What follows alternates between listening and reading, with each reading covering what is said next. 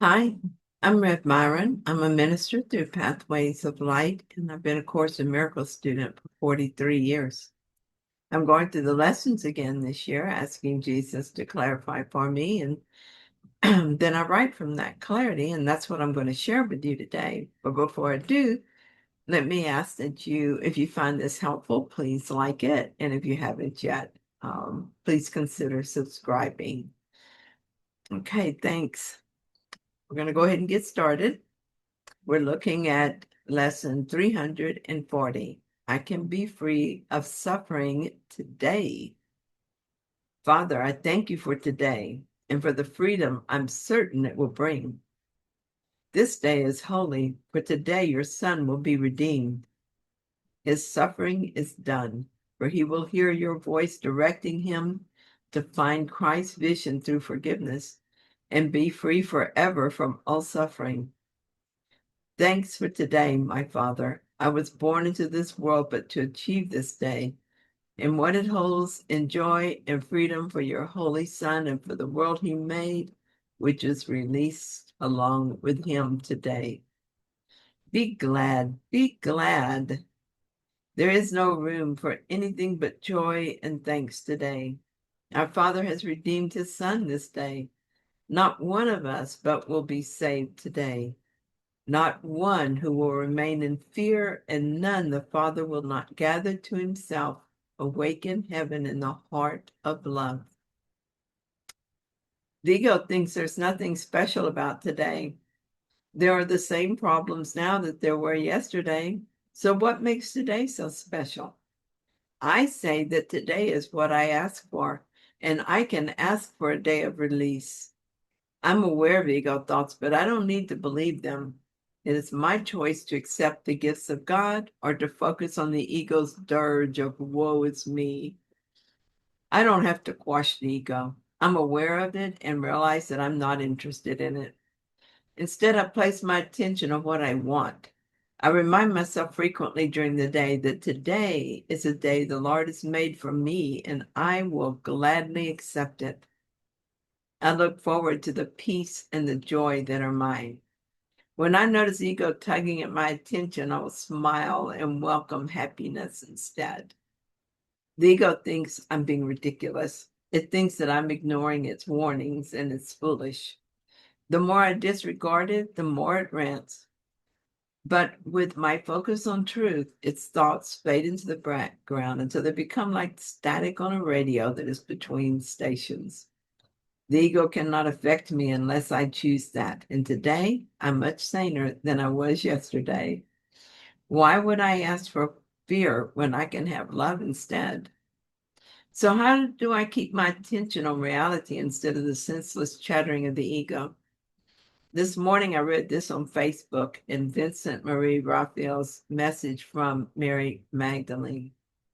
It was a perfect answer to my question. When you wake up in the morning, wake up as a Christ. When you go about your day, go as a Christ.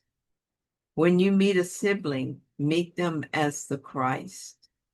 When you pray, pray as a Christ. When you love, love as a Christ. When you drift off to sleep, slip into the starry night as a Christ. You are spirit, my beautiful, loving friend. You are the holy child of God.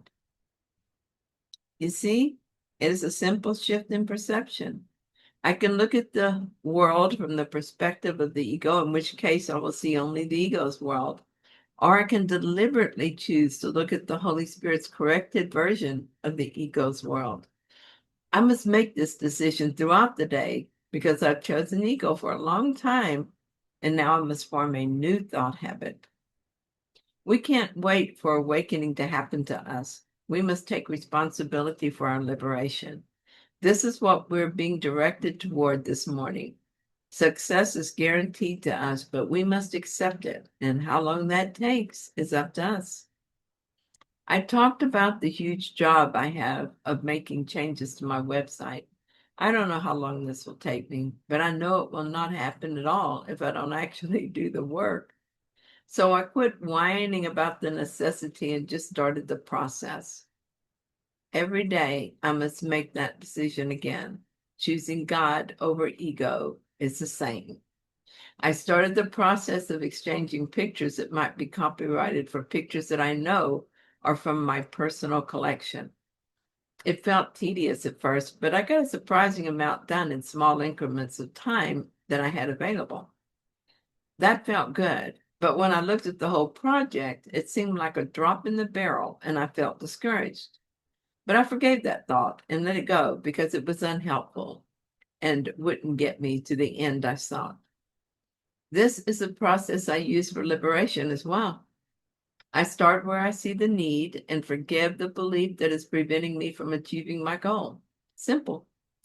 The ego says it's a never-ending task, and like the website problem, if I look at the whole thing, I can believe it. So I don't do that. I look at what is in my awareness in the moment and forgive that. Here's a reason I can feel confident in my goal of awakening. Jesus tells us this. His suffering is done, for he will hear your voice, directing him to find Christ's vision through forgiveness and be free forever from all suffering. I'm told that I will hear the Holy Spirit directing me. Forgiveness is a solution, and I know how to do that. And I'm guaranteed freedom from all suffering.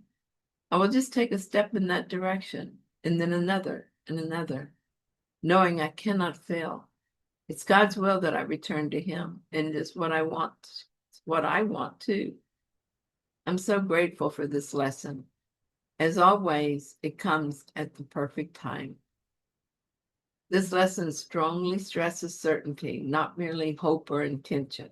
This includes the certainty of redemption, the guarantee of release, the completion of suffering, the inevitability of awakening.